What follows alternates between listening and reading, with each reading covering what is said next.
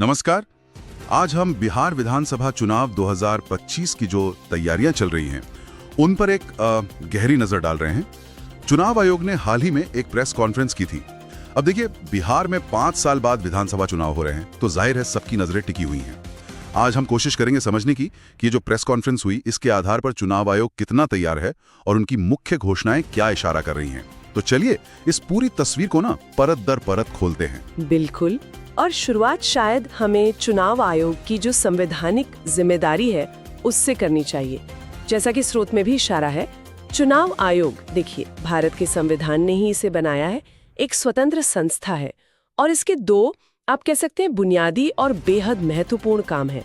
पहला तो है हर चुनाव से पहले एक साफ सुथरी सटीक मतदाता सूची तैयार करना, जिसे हम आम भाषा में वोटर लिस्ट कहते हैं, और दूसरा फिर उसी लिस्ट के आधार पर निष्पक्ष और स्वतंत्र चुनाव करवाना।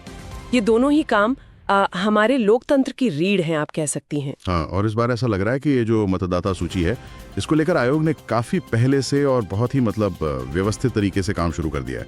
प्रेस कॉन्फ्रेंस में उन्होंने पूरी टाइमलाइन बताई इसकी। उन्होंने बताया कि एक विशेष गहन परीक्षण, वोटर लिस्ट को बहुत बारीकी से जांचने का काम, वो 24 जून 2025 को ही शुरू हो गया था। हाँ, ये महत्वपूर्ण है कि प्रक्रिया इतनी जल्दी शुरू हुई। इससे ना हर स्टेप के लिए काफी समय मिल जाता है। सही बात है। इसके बाद 24 जून से 25 जुलाई तक वोटर्स की गिनती और जानकारी जुटाने का काम चला। तकनीकी भाषा में शायद इसे गणना या एन्यूमरेशन कहते हैं, है ना। फिर 1 अगस्त को एक ड्राफ्ट, एक कच्ची मतदाता सूची, वो प्रकाशित की गई। और सिर्फ प्रकाशित नहीं की, बल्कि इसे सभी जो मान्यता प्राप्त राजनीतिक दल हैं उनके साथ शेयर भी किया गया। ये पारदर्शिता के लिहाज से मुझे लगता है एक अहम कदम है, ताकि सब देख सकें कि भाई शुरुआती लिस्ट कैसी दिख रही है। बिल्कुल बिल्कुल। जब प्रक्रिया खुली होती है ना, तो भरोसा बढ़ता है। राजनीतिक दलों को ड्राफ्ट लिस्ट देने का मतलब ही यही है कि वो भी एकदम शुरुआती स्टेज में ही देख लें कि कहीं कोई बड़ी गड़बड़ी तो नहीं है, या उनके जो समर्थक हैं उनके नाम ठीक से जुड़े हैं या नहीं। अच्छा, और इसके बाद जो हुआ वो शायद हम जैसे आम नागरिकों के लिए सबसे महत्वपूर्ण है। 1 अगस्त से लेकर 1 सितंबर तक, पूरे 1 महीने का वक्त ये दिया गया दावे और आपत्तियां दर्ज करने के लिए। अगर किसी का नाम छूट गया, या किसी के नाम या पते में कोई गलती है, या फिर किसी ऐसे व्यक्ति का नाम लिस्ट में है जो वोट डालने का हकदार नहीं है, तो इस दौरान उसे ठीक करवाया जा सकता था। आयोग ने इस बात पर खास जोर भी दिया कि वोटर्स, पॉलिटिकल पार्टीज और उनके जो बूथ लेवल एजेंट्स होते हैं, BLA, बूथ लेवल एजेंट, हाँ, जो बूथ स्तर पर पार्टी के प्रतिनिधि होते हैं, सबको अपनी बात रखने या सुधार करवाने का भरपूर मौका और समय दिया गया। और ये जरूरी भी है, क्योंकि अक्सर हम सुनते हैं वोटर लिस्ट में गलतियों की शिकायतें आती ही रहती हैं। तो 1 महीने का पूरा समय देना और सभी संबंधित पक्षों को, वोटर्स को भी, पार्टीज को भी, एजेंट्स को भी, सबको शामिल करना, ये दिखाता है कि आयोग की कोशिश है कि गलतियां कम से कम हो और लिस्ट ज्यादा से ज्यादा सटीक बने। आखिरकार 30 सितंबर को अंतिम मतदाता सूची, फाइनल वोटर लिस्ट पब्लिश कर दी गई, और फिर से पारदर्शिता के लिए ये फाइनल लिस्ट भी सभी राजनीतिक दलों को दे दी गई है।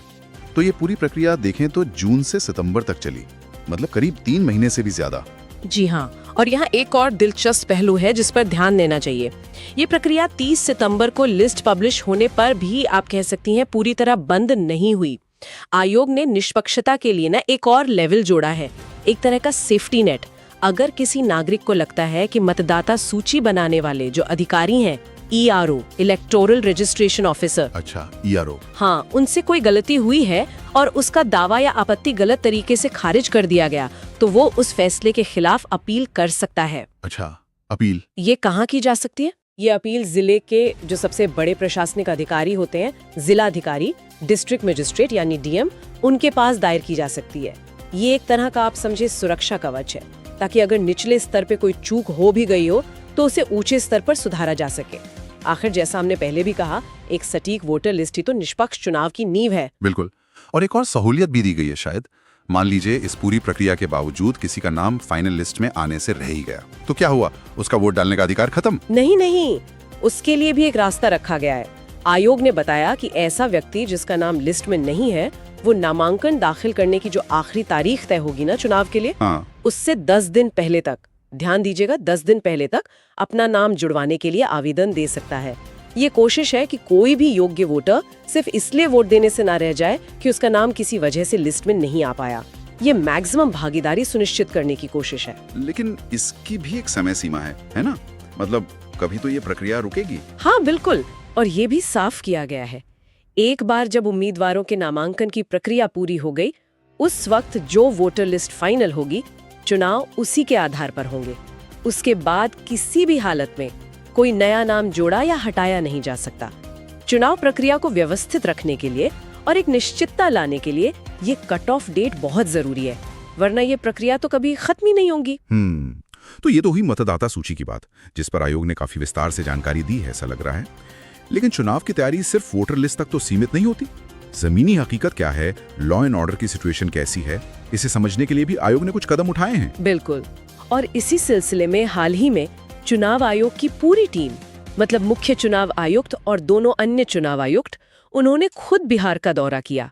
और ये सिर्फ कोई औपचारिक दौरा नहीं था। इसका मकसद था कि चुनाव से जुड़े हर महत्वपूर्ण पक्ष से सीधे बात की जाए।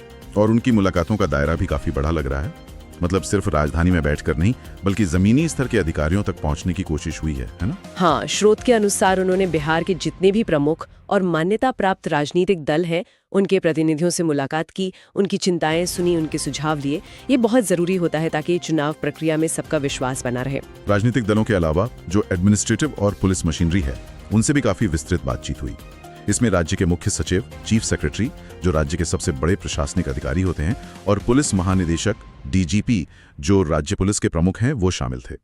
इनके साथ साथ सभी डिविजनल कमिश्नर, जो कई जिलों के प्रशासनिक प्रमुख होते हैं, उनसे भी बात हुई। और ये बातचीत सिर्फ टॉप लेवल तक ही सीमित नहीं रही। सभी जिलों के जो डिस्ट्रिक्ट कलेक्टर हैं, डीएम, और पुलिस अधीक्षक, एसपी, जो जिले में क्रमशः प्रशासन और पुलिस व्यवस्था के मुखिया होते हैं, उनसे भी व्यक्तिगत रूप से या सामूहिक रूप से चर्चा की गई। साथ ही उनसे ऊपर के अधिकारी जैसे आईजी, पुलिस महानिरीक्षक और डीआईजी, उप महानिरीक्षक, वो भी इन बैठकों में शामिल थे। इसका मतलब ये है कि आयोग ने राज्य से लेकर जिले तक पूरी एडमिनिस्ट्रेटिव और पुलिस हायरार्की से सीधा संवाद, डायरेक्ट कम्युनिकेशन स्थापित किया। इसके अलावा जो एनफोर्समेंट एजेंसीज हैं, प्रवर्तन एजेंसियां, उनके प्रतिनिधियों से भी बैठकें हुई। ये वो एजेंसीज हैं जो चुनाव के दौरान पैसे के गलत इस्तेमाल या दूसरी जो अवैध गतिविधियां होती हैं, उन पर नजर रखती हैं, जैसे इनकम टैक्स डिपार्टमेंट हो गया, एक्साइज डिपार्टमेंट हो गया। जी, और आखिर में केंद्रीय सशस्त्र पुलिस बलों यानी CAPF, central armed police forces, उनके जो नोडल अधिकारी हैं, उनसे भी विचार विमर्श हुआ। सीएपीएफ में जैसे सीआरपीएफ, बीएसएफ वगैरह आते हैं। इनकी तैनाती निष्पक्ष और भयमुक्त चुनाव सुनिश्चित करने के लिए की जाती है। तो उनसे बात करना ये समझने के लिए जरूरी है कि भाई कितनी फोर्स की जरूरत पड़ेगी, कहाँ ज्यादा संवेदनशील इलाके हैं, उनकी तैनाती की स्ट्रैटेजी क्या होगी। तो मतलब राजनीतिक दल, राज्य सरकार के टॉप ऑफिसर्स, जिला लेवल के डीएम और एसपी, पुलिस के आईजी, डीआईजी, पैसे पर नजर रखने वाली एजेंसीज और सेंट्रल सिक्योरिटी फोर्सेज, आयोग ने किसी भी महत्वपूर्ण कड़ी को छोड़ा नहीं है। ये तो वाकई काफी सघन तैयारी लगती है। हाँ, अगर हम इसे थोड़ी बड़ी तस्वीर में देखें ना, तो इन बैठकों का जो दायरा है वो बहुत कुछ कहता है। ये सिर्फ जानकारी लेना नहीं है, ये एक तरह से पूरी सरकारी और सुरक्षा मशीनरी को चुनाव के लिए तैयार करना है, उनमें तालमेल बिठाना है। हर ग्रुप की अपनी भूमिका है। देखिए, राजनीतिक दलों से निष्पक्षता की उम्मीद होती है, प्रशासन पोलिंग बूथ की व्यवस्था देखता है, पुलिस लॉ एंड ऑर्डर संभालती है, इन्फोर्समेंट एजेंसीज काले धन पर रोक लगाती हैं, और सीएपीएफ सुरक्षा का भरोसा देती है। इन सब के बीच अगर तालमेल नहीं होगा तो सुचारू चुनाव संभव ही नहीं है। तो ये बैठकें दिखाती हैं कि आयोग सिर्फ घोषणाएं नहीं कर रहा, बल्कि जमीनी स्तर पर भी काम कर रहा है। और इन सभी तैयारियों और मुलाकातों के बाद चुनाव आयोग ने प्रेस कॉन्फ्रेंस के जरिए बिहार की जनता को कुछ आश्वासन भी दिए हैं। एक तरह से अपना इरादा साफ किया उन्होंने। हाँ, और ये आश्वासन काफी महत्वपूर्ण है। पहला तो ये है कि चुनाव वोटर्स के लिए सुगम और सरल होंगे। अब इसका प्रैक्टिकल मतलब क्या हो सकता है? शायद इसका मतलब है कि वोट डालने की प्रक्रिया आसान होगी। वोटर्स को पोलिंग बूथ ढूंढने में दिक्कत ना हो, वहां लंबी कतारें कम हो, और जो दिव्यांग या बुजुर्ग मतदाता हैं, उनके लिए विशेष इंतजाम हो। मतलब मूल रूप से वोट डालने का जो अनुभव है वो परेशानी भरा ना हो। बिल्कुल, सुगम और सरल का यही मतलब होना चाहिए। दूसरा आश्वासन ये है कि